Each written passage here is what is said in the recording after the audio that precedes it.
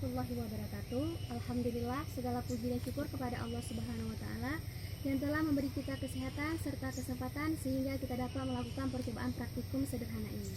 Kemudian salawat berangkaikan salam, tak lupa pula kita amalkan langsung ke pangkuan Nabi besar kita Muhammad SAW yang telah merubah pola pikir umatnya dari alam jahiliyah kepada alam yang penuh dengan ilmu pengetahuan sebagaimana kita rasakan pada saat sekarang ini.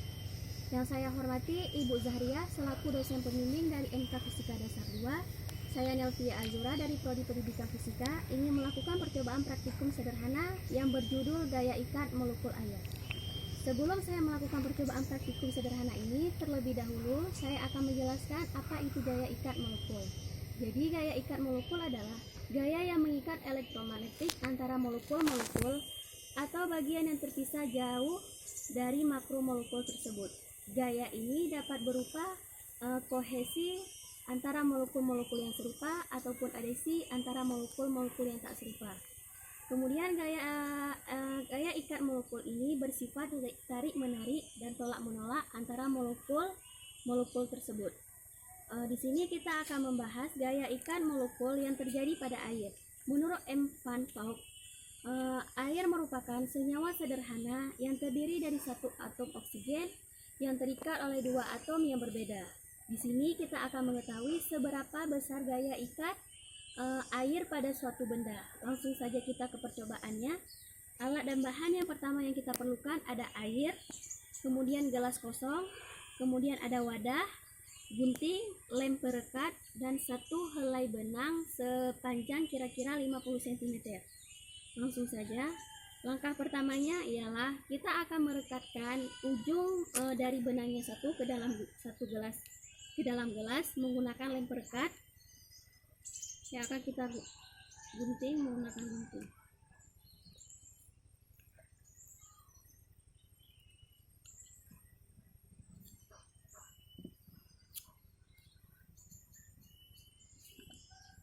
Kita rekatkan ke dalam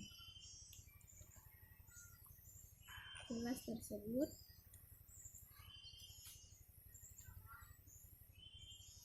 Kemudian ujung yang satu lagi akan kita rekatkan ke dalam wadah.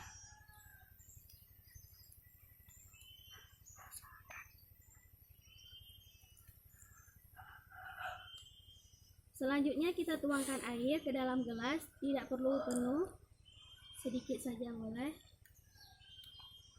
Kita lihat apa yang akan terjadi. Tuangkan air sedikit demi sedikit perlahan-lahan ke dalam wadah tersebut.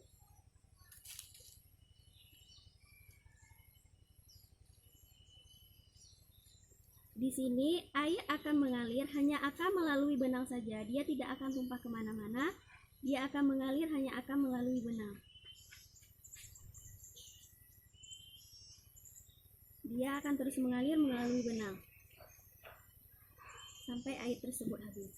Dari percobaan ini dapat kita simpulkan bahwa gaya ikat molekul air pada suatu benda itu sangat kuat, sehingga air tidak akan mudah tumpah kemana-mana. Dia hanya akan mengikat pada benda yang ada di sekitar dia, salah satunya benang ini.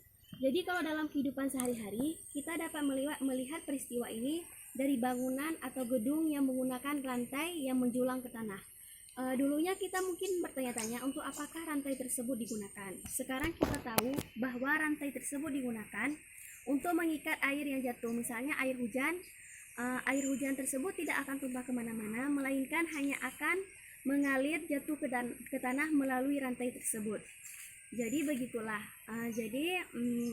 Mungkin hanya inilah percobaan praktikum sederhana saya. Lebih dan kurang saya mohon maaf. Akhirul kalam. Wassalamualaikum warahmatullahi wabarakatuh.